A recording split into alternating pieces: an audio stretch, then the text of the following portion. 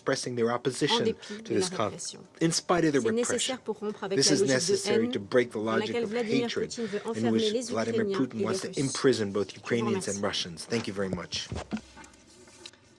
I thank the representative of France for her statement, and I now give the floor to the representative of Norway. Thank you, President. I thank the briefers for their valuable inputs. Norway also expressed its utmost support to you, Secretary General, to make full use of your good offices in search for a peaceful solution. I want to thank President Zelensky, through you, Ambassador, for his strong testimony this morning.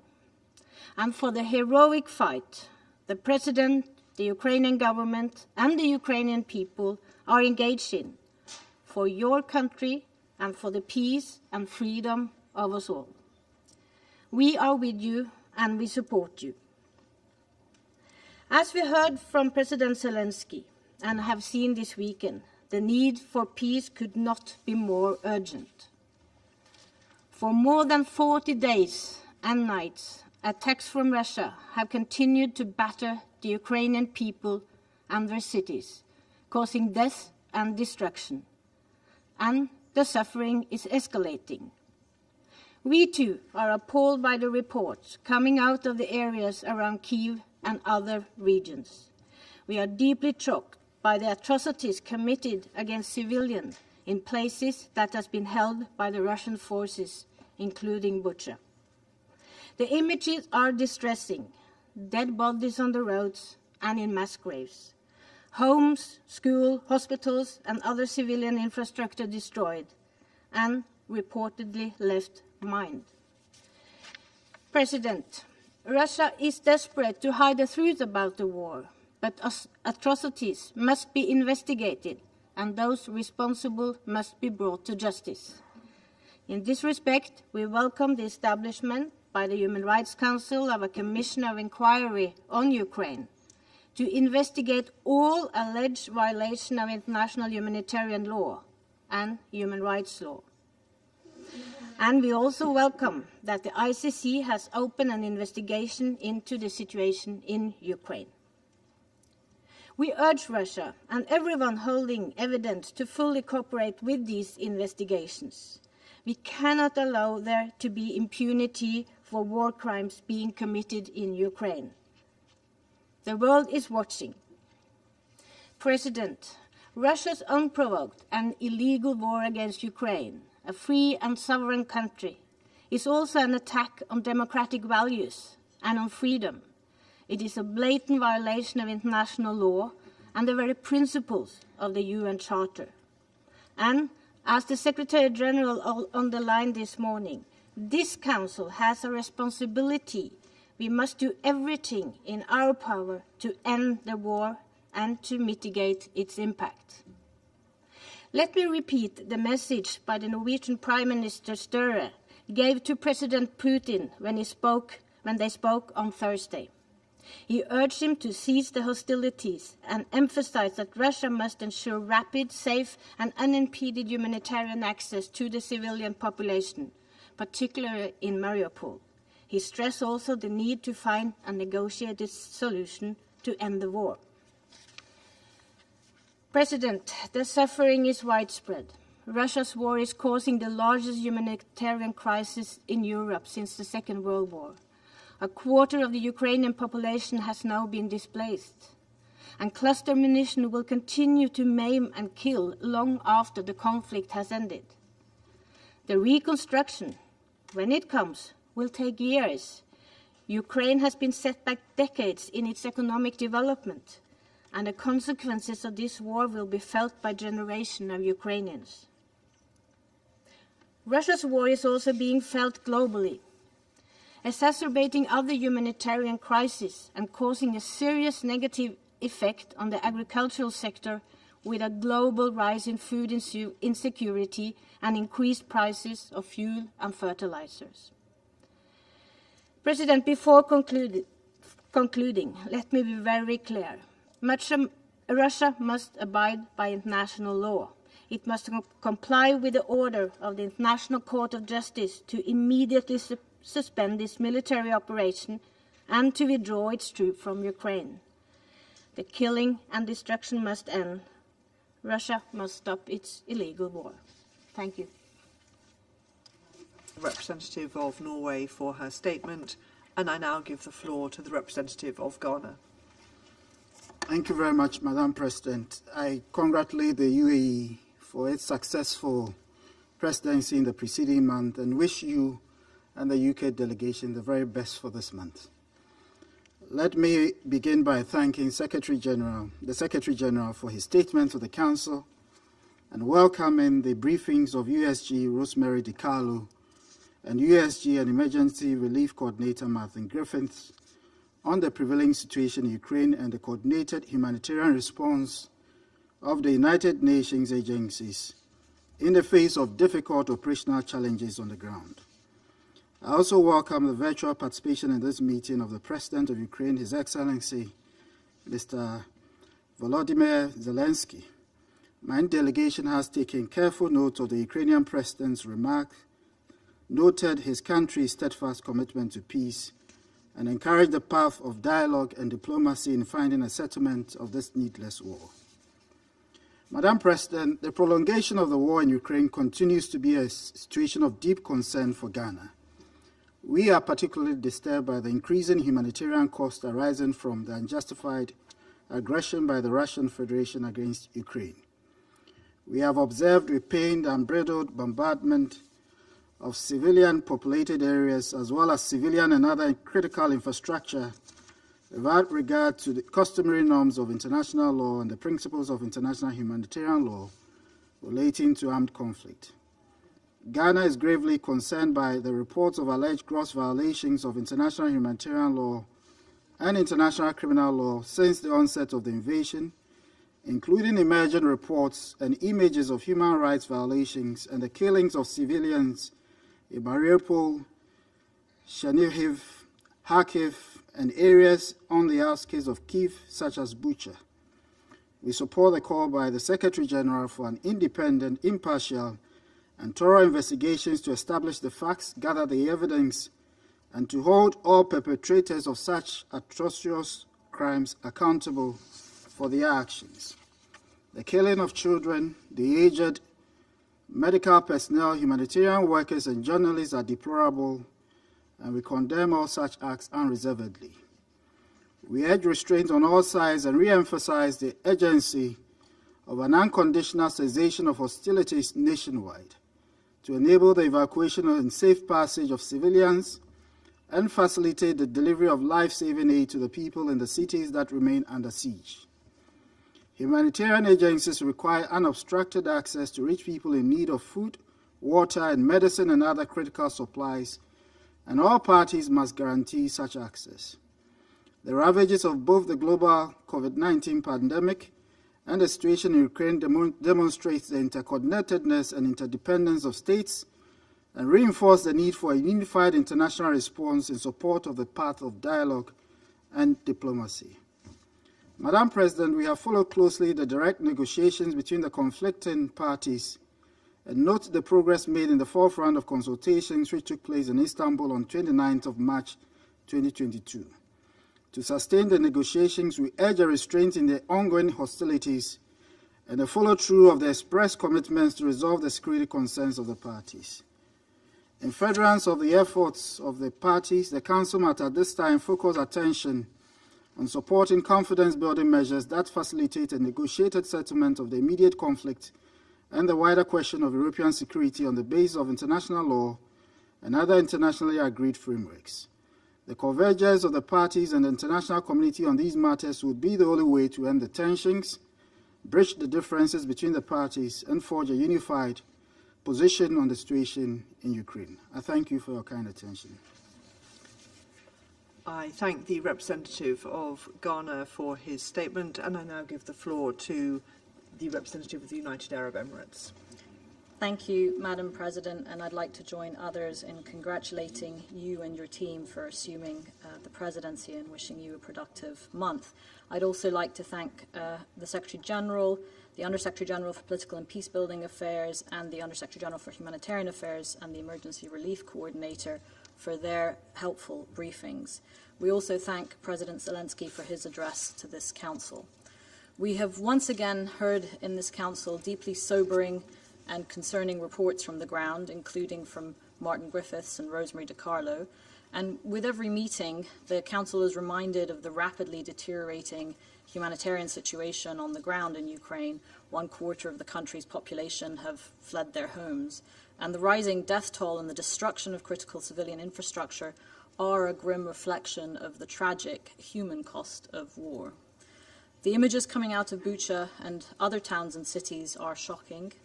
The alleged crimes they entail are of the utmost gravity, And first and foremost, as others have said, we must establish what has happened here with the cooperation of all parties.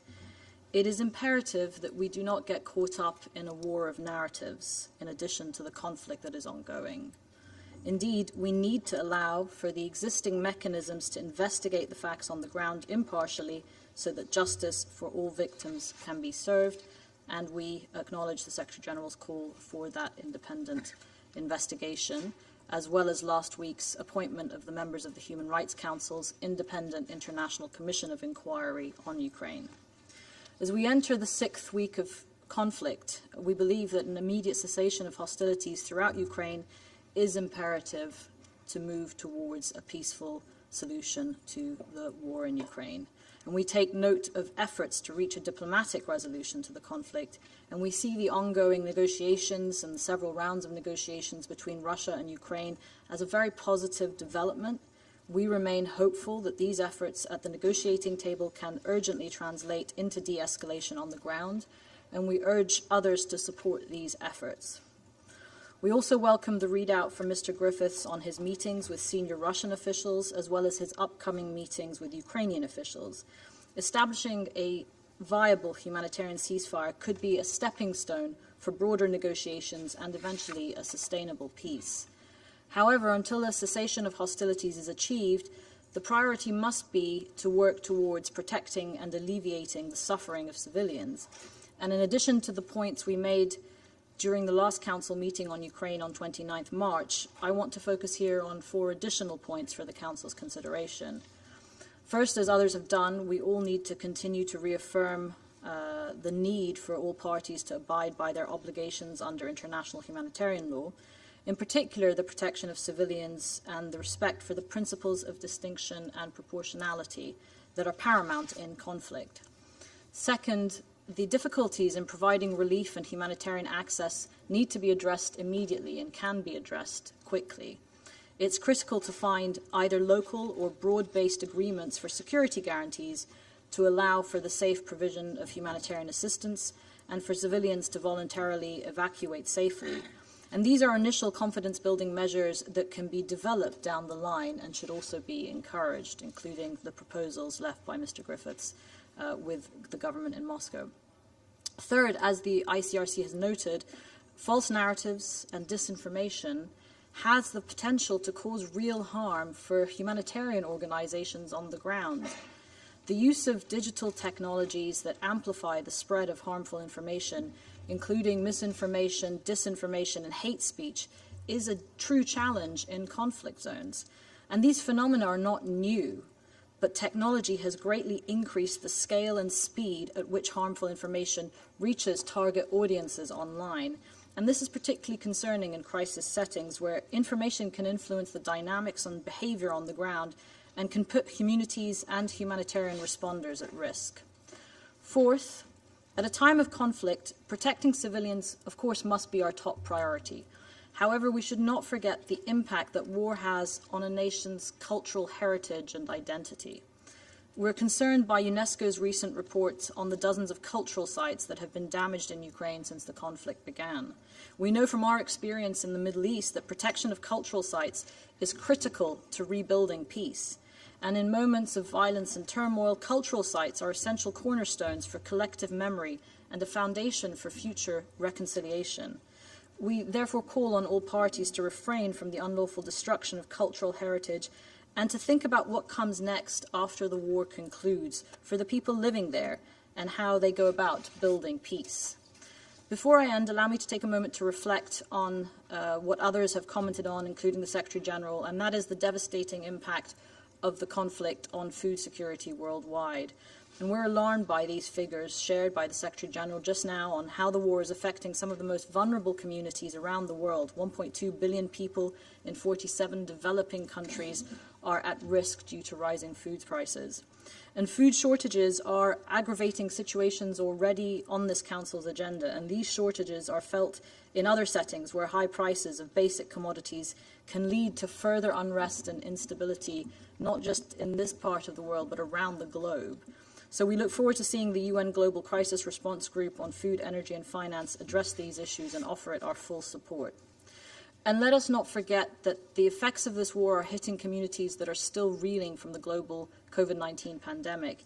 And these vulnerabilities are further exacerbated by reduced domestic food production due to the rising costs and scarcity of chemical fertilizers and pesticides. And the knock-on effects, including global conflicts, will be grave, and the Council must stay focused on all of them. Unless we do something to end this conflict now, it will continue to drive suffering and instability worldwide in the coming months and years, and the world simply cannot afford this, and the Security Council should do its part to stop this conflict and to help parties come and reach a peaceful solution. Thank you. I thank the representative of the United Arab Emirates for her statement, and I will now make a statement in my capacity as the representative of the United Kingdom. President Zelensky, by video, Secretary General, colleagues, the United Nations was created in the wake of a European war of aggression that laid waste to Europe and engulfed the world. All of us who signed the UN Charter committed to ending the scourge of war, to fundamental human rights, the dignity and worth of the human person, the equal rights of nations large and small, to justice and respect for international law. Yet now we're facing another war of aggression in Europe. We've heard today, again, the devastating impact of Russia's unilateral and illegal military action in Ukraine, its impact on surrounding countries and the region, and on the security and prosperity of the wider world as it seeks to recover from the COVID-19 pandemic.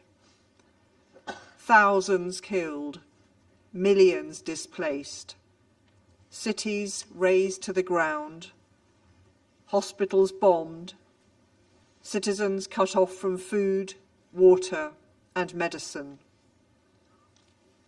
blockaded seaports, and the rapid increase in wheat prices, pressure on already stretched humanitarian resources.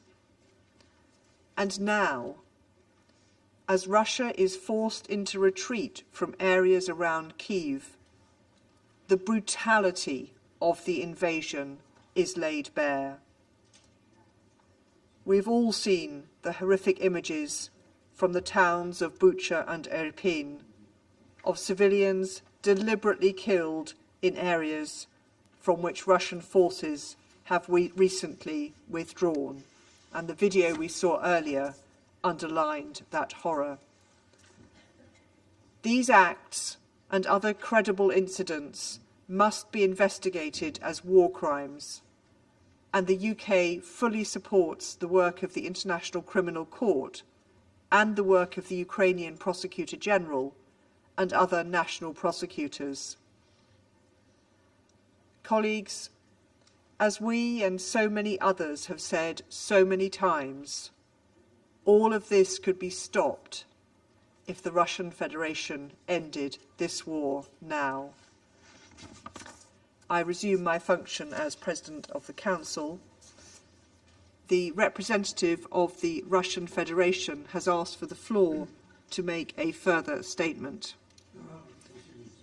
Thank you, Madam President. I know that this does not bring us closer to the end of today's meeting, but since today's topic is extremely important, I think it's essential to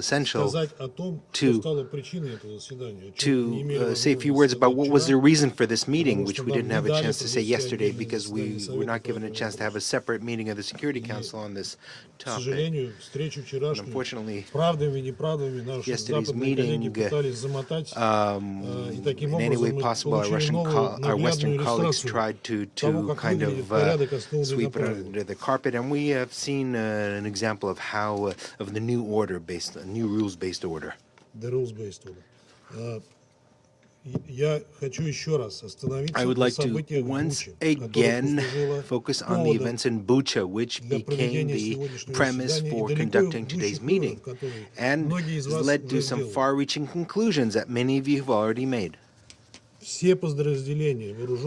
All units of the Russian armed forces fully withdrew from Bucha as a gesture of good faith on the 30th of March. The very next day, after a round of negotiations between Russia and Ukraine in Turkey, in the presence of negotiators.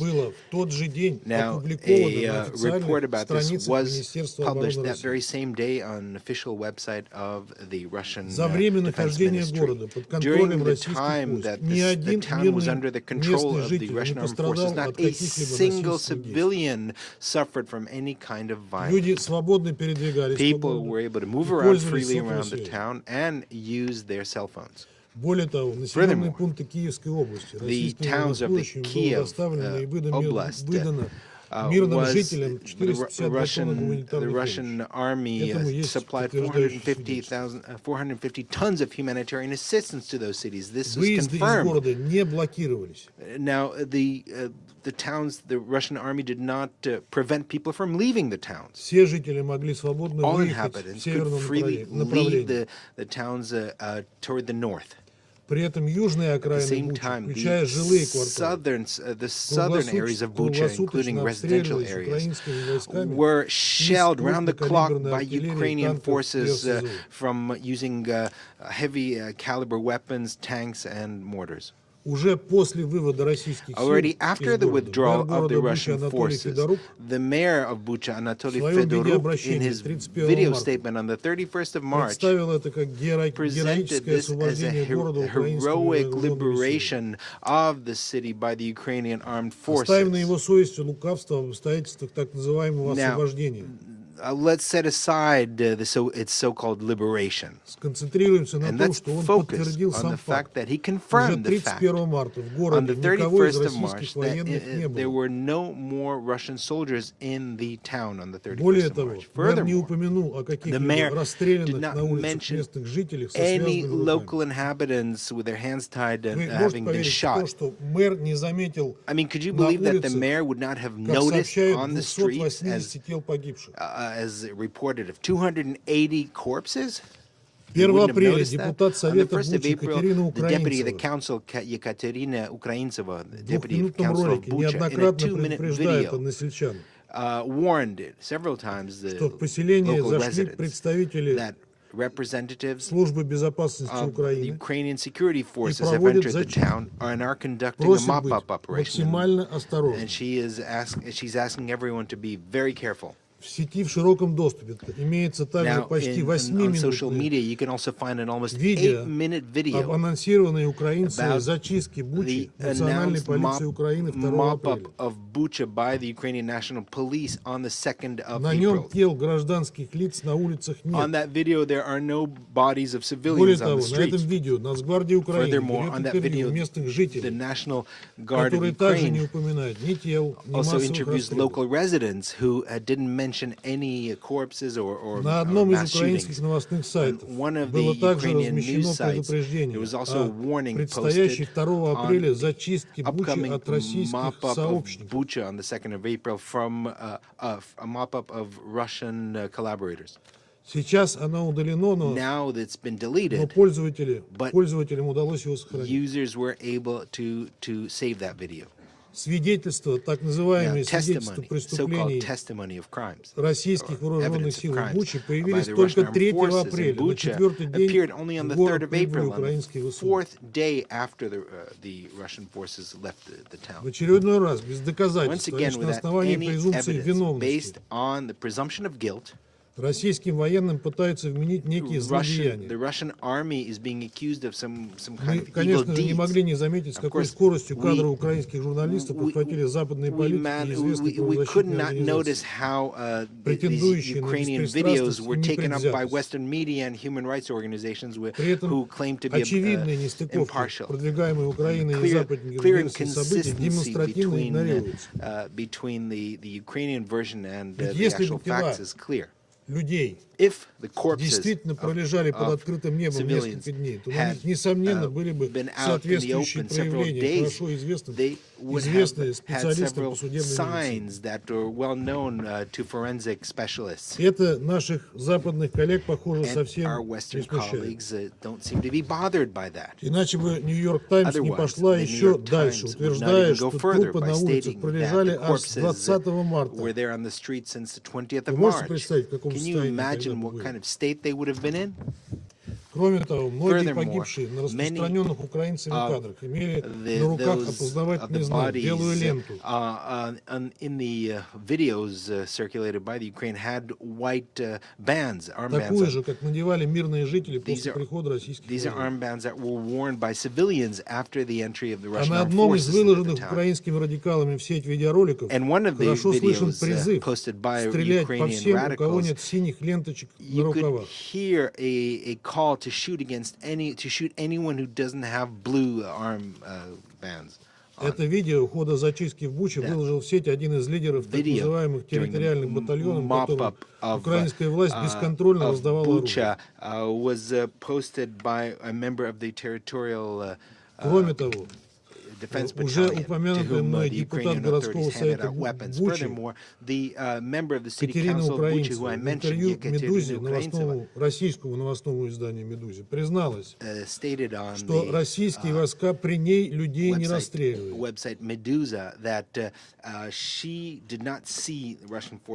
В том же интервью она подтверждает, что в основных разрушениях виноваты украинские военные. Эти моменты, разумеется, также остаются за скобками в подаче наших украинских и западных коллег. These are details that have not been mentioned in the presentations of our Western and Ukrainian colleagues. Зато президент Зеленский уже рассуждает о том, что все эти явно постановочные кадры из Бучи якобы дают украинцам моральное право на, я цитирую, нецивилизованный ответ. Give the Ukrainians the right for an uncivilized response. Ну, что это такое, мы можем только догадываться, потому как вели себя украинские радикалы на востоке Украины. Многочисленные свидетельства их преступлений шокируют.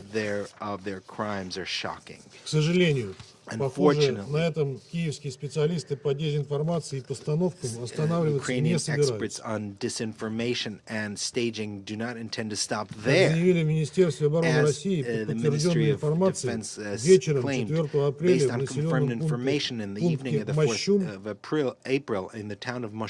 в 23 километрах северо-западнее Киева военнослужащими 72-го украинского главного центра психологических операций была проведена очередная постановочная съемка якобы погибших от насильственных действий российских вооруженных сил мирных жителей.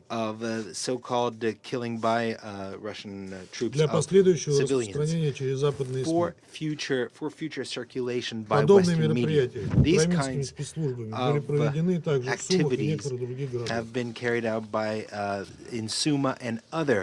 В завершение хотел бы обратиться к нашим западным коллегам. Мы прекрасно понимаем, что вы делаете, разыгрывая украинскую карту и с каждым днем нагнетая истерическую антироссийскую пропагандистскую кампанию.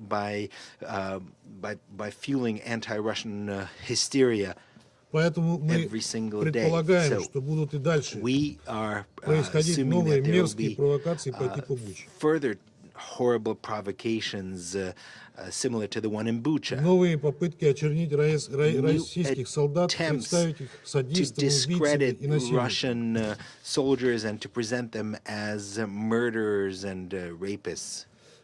Я уже говорил, что это крайняя подлость. I said once again that this is an incredibly low blow. Правда, вас не интересует то, что сегодня современные технологии позволяют сделать любое видео. Мы сегодня посмотрели видео, которое нам представила украинская сторона. Сейчас уже интернет полон опровержений того, что мы там видели, что это было снято не там, не в то время, и не с теми людьми. information refuting what was in the video, stating that it wasn't filmed in the right place with not the right people. And just a few words to my American colleague who declared a crusade to exclude Russia from the Human Rights Council. This is stated by the representative of a country who 3 years ago criticized the council in the strongest, harshest terms that it осудить методы и действия американских солдат в Афганистане и Ираке. That it had the audacity of condemning the actions of American soldiers in Afghanistan. И как известно, Соединенные Штаты вышли из As is well known, the United States left the council. Надеюсь, что наши коллеги по Организации Объединенных Наций не дадут себя собой манипулировать и не станут подыгрывать Вашингтону его крайне опасной затее. Washington and its very dangerous games. Thank you very much. I thank the representative of the Russian Federation for his statement. The representative of Ukraine has asked for the floor to make a further statement.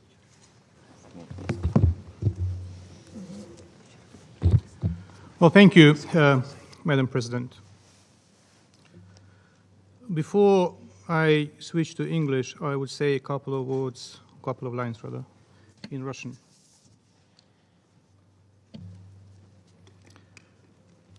Мы уже привыкли к вранью, которое постоянно выливается нам на головы в зале Совета Безопасности. Товарищ Небензя удосужился процитировать интервью из ресурса, который называется «Медуза». Хотелось бы спросить у товарища Небензя, а почему же он не цитирует его полностью? Разрешите мне зацитировать это интервью, которое представитель Путина хотел использовать в своих целях.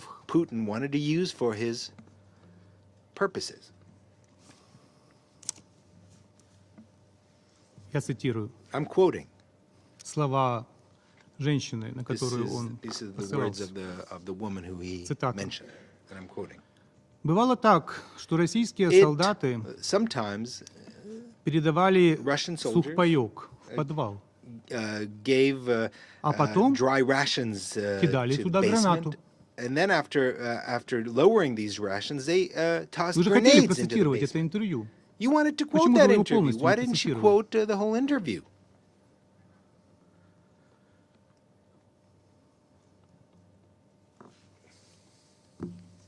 Это о вашей гуманитарной помощи, вслед которой летит граната. Интервью, которое вы цитировали. Та же самая женщина. Now let me switch to English. I would like to make my further statement in response to the hypocritical questions by Putin's representative. After the video we saw with the shocking images from Bucha, Irpin, Matizhin, and other sites, he should ask these very questions to himself. How have Russians got to the cruelty of Nazis? When have you started enjoying acting like Nazis? Killing civilians, attempting to redraw internationally recognized borders, setting the task to finally resolve the Ukrainian issue, like Hitler attempted to resolve the Jewish issue. When did you miss the point of Russia's turning into the Nazi-style cancerous tumor? Unable and unwilling to stop expanding and bringing to neighboring nations sufferings, destruction, pain, and death. I'm appalled over your cynical and outright lie that you don't hit civilian targets And that is why you're moving so slowly. You hit the civilian targets and you kill the civilians. Shall I quote your own words of yesterday in the press conference that you gave here in the headquarters, where you said that civilians are killed by your army? Or shall I not? Shall I play the video? You said this is a war. Civilians are killed in the war. It's a warfare, you said. Or perhaps in your mindset, a children's hospital in Mykolaiv, destroyed by the Russian strike yesterday, was a military target. And perhaps a child killed as a result of the strike was a Ukrainian nationalist. The only truth you've said is that you are not moving as planned. And the only reason is the resistance of the Ukrainian army and the Ukrainian people, not your smart military planning.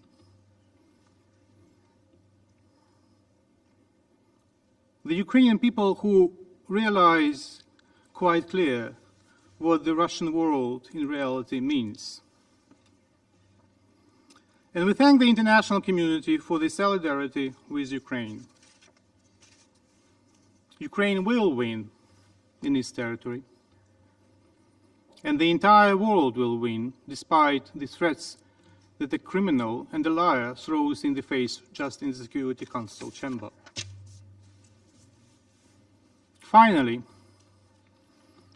if there is anything that we have to thank the Russian representative for, it is his acknowledgement at yesterday's press conference that Russia is waging war against Ukraine. War, you said several times, not the special operation. And I consider this confession shall impact the UN assessment of what is going on in the center of Europe. Perhaps it was the unique moment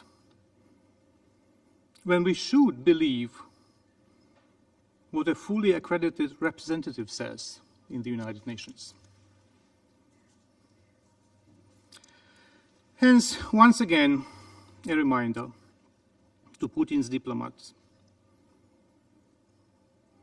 Ribbentrop denied any knowledge of concentration camps, racial extermination policies, yet was found guilty at Nuremberg war crime trial.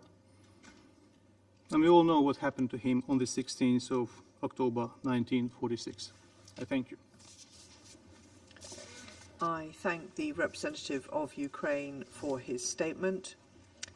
I now give the floor to His Excellency Mr. Olof Skog, the head of delegation of the European Union to the United Nations. Thank you, Madam President. I address the Security Council on behalf of the European Union and its member states. North Macedonia, Montenegro and Albania, Bosnia and Herzegovina, Iceland and Liechtenstein, Republic of Moldova, Georgia, Monaco and San Marino all aligned themselves with this statement. And I wanted to start by congratulating you, Madam President, for the United Kingdom for assuming the presidency for the month of April and for convening this meeting and for inviting us to speak and also acknowledge the presidency of March of the United Arab Emirates. I want to thank the Secretary General, Under Secretary Generals Di Carlo and Griffiths for their presentations, and I want to express our full support, solidarity and respect for the heroic people of Ukraine as embodied by the message this morning by President Zelensky.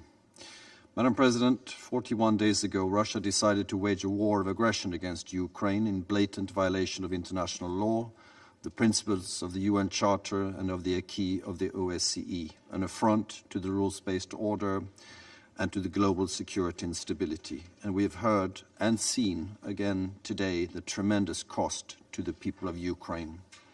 The dramatic consequences of Russia's war of choice are well known. Thousands of lives have been lost. Over 11 million people, most of them women and children, have been forced to leave their homes. Over 500 schools and 52 hospitals have been shelled. Entire cities have been razed to the ground. The unfolding drama in Mariupol and the images from Bucha stain our common humanity. Russia must stop this senseless act of violence. The EU condemns in the strongest terms Russia's unjustified and unprovoked war of aggression against Ukraine. We demand that Russia immediately stop its military aggression, immediately and unconditionally withdraw all forces from the entire territory of Ukraine, and fully respect Ukraine's territorial integrity, sovereignty and independence within its internationally recognized borders as demanded by the United Nations General Assembly. We condemn in the strongest possible terms the reported atrocities committed by the Russian armed forces in a number of occupied Ukrainian towns. Haunting images of massacres with large numbers of civilian deaths and casualties, as well as destruction of civilian infrastructure, show the true face of Russia's brutal war of aggression. These massacres will be inscribed in the list of atrocities committed by Russia on European soil. The Russian authorities are responsible for these crimes committed while they had effective control of the area. They are subject to the international law of occupation. Russia is directing attacks against the civilian population and is targeting civilian objects, including hospitals, medical facilities, schools and shelters. These war crimes must stop immediately. Those responsible will be held to account in accordance with international law. We welcome the International Court of Justice's provisional measures ordering Russia to suspend military operations immediately. We fully support the investigation launched by the prosecutor of the International Criminal Court into war crimes and crimes against humanity, as well as the work of the Independent Commission of Inquiry. The EU is assisting the Ukrainian Prosecutor General and civil society in the collection and preservation of evidence of the war crimes. It is clear there must be and there will be accountability. The EU and its member states are providing shelter for the more than 4 million refugees that fled Russia's violence. They do so regardless of nationality, ethnicity, religion or race. We have adopted sanctions against the Russian government, its financial and defense sectors, and those individuals enabling and financing the aggression. We have committed significant funding to the UN Humanitarian Flash Appeal and regional refugee response plans for Ukraine. So far, the EU and its member states have mobilized over 1.1 billion euros in emergency aid. This comes on top of the 2.4 million euros in humanitarian emergency and early recovery assistance the EU and its member states have provided to Ukraine since 2014. In the largest ever operation under the EU Civil Protection Mechanism, 29 countries, all EU member states together with Norway and Turkey, have responded to the request for assistance from Ukraine. As of 4th of April, over 13,000 tons of medicines, hospital equipment, ambulances and firefighter equipment, food and energy supplies have arrived in Ukraine. European leaders have set up a Ukraine Solidarity Trust Fund to channel support to post-war reconstruction. And at the pledging event on 9th of April with Canada, we will further showcase that we stand in words and deeds with the courageous people of Ukraine. Madam President, after the Security Council was unable to take action, the General Assembly demonstrated once again less than 2 weeks ago the overwhelming international rejection of the Russian aggression and an overwhelming support to addressing the humanitarian crisis in Ukraine. The international community demanded safe and unhindered passage for civilians fleeing violence as well as humanitarian access to those in need. International humanitarian law must be respected. The dramatic consequences of Russia's war against Ukraine are not limited to Europe. They are global. Ukrainian farmers are prevented from sowing as a result of Russian shelling. Ships filled with wheat are blocked in Black Sea ports by Russian military forces. As a result, food prices have rocketed, pushing people into poverty and threatening to destabilize entire regions. The poorest countries, as we've heard, are the most vulnerable to shocks in food prices. All this is a direct result of the war, despite Russia's cynical attempts to shift the blame. Madam President, the EU and its member states are fully mobilized to end the war in line with international law and the UN Charter. But at the same time, crises the world over need our urgent attention. The EU will continue to provide humanitarian and development support to our partner countries from North Africa to the Middle East and from Sub-Saharan Africa to Asia. We are scaling up our multilateral action to provide support to countries with acute food insecurity and are committed to keeping global trade routes open so agricultural staples can feed the world. The EU has pledged 2.5 billion euros for international cooperation related to nutrition for the period 2021 to 2024. We also fully support the work of the UN to deliver and scaling up humanitarian assistance, protect refugees and work towards a ceasefire. With a particular focus on food security, we will contribute to the work of the Global Crisis Response Group to deal with the global social and economic effects of the war. We heard your recommendations this morning, Secretary General, and we have already launched a strategy for safeguarding food security and reinforcing the resilience of food systems backed by increased assistance. Madam President, once again, we call on Russia to cease the destruction of innocent life across Ukraine and immediately and unconditionally withdraw all its troops. We call for an immediate ceasefire, safe passage to civilians trapped in war zones, and uninterrupted humanitarian access. We stand in solidarity with the people of Ukraine and all other people affected by the war of Russian aggression.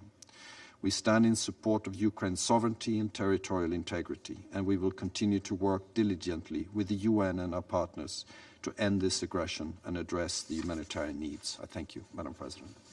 I thank His Excellency Mr. Skoog for his statement. I also acknowledge the written statement submitted by the delegation of Poland earlier before the meeting, and also from the 8 Nordic Baltic countries. There are no more names inscribed on the list of speakers. The meeting is adjourned.